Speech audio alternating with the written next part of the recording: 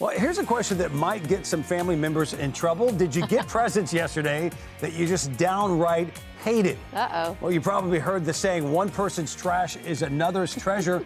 Well, that can definitely be the case when it comes to re-gifting Christmas presents. That's right. Now, this can be a bit of a taboo go-to, but fear not, we've got you covered with the best tips for returning, re-gifting, and recycling your Christmas presents that weren't on your wish list this holiday season. Joining us now here on Morning on Merit for all those tips and tricks is national etiquette expert Diane Gottsman.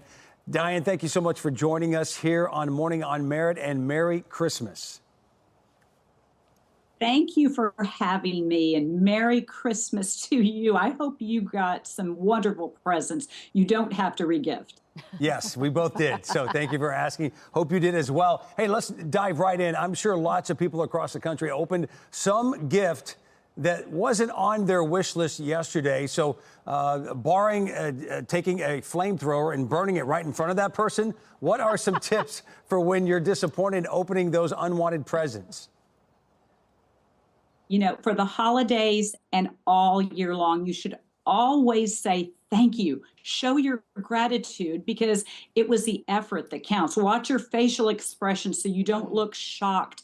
And, you know, honesty is the best policy within reason, because if you know you're going to hurt someone's feelings, you might just not say a word. So you have to think about it.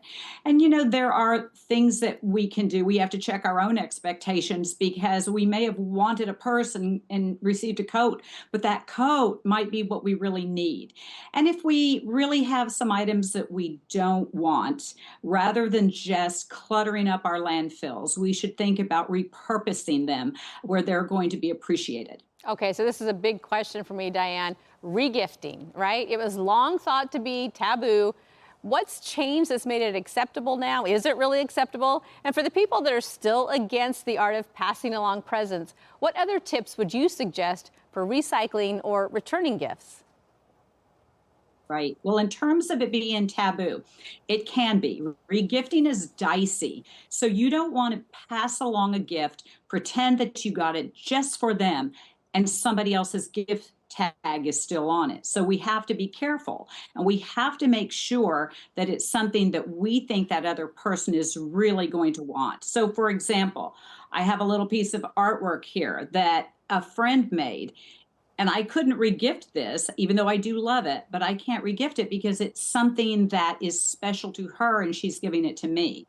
But if you have received something like a candle, let's say, and it's not your scent, and it's still in the original box, by all means, you can regift it. If you have clothing that still has a tag on it, which would be really nice, you know where they purchased it, then you can take it to that store. So if you receive a clothing item that has a tag on it, that's ideal, because you know it's new. You've regifted and you've given something that's new. Something that has a receipt is always nice, so you can regift it knowing where it came from. But I'm going to wrap it up, new card, and it's going to be the perfect wedding gift because it's on someone's registry. So, Diane, correct me if I'm wrong, and maybe you can add to this tip, but a lot of people, it seems to me, they get in trouble when they take that regift and they post it online for the world to see. Then all of a sudden, the uncle says, wait a second, I gave you that. How does this person have it? That's right. That's right. So we have to be careful what we post. But you know, if the receiver received a gift, they're not thinking, oh, I better not post this because it could be a regift.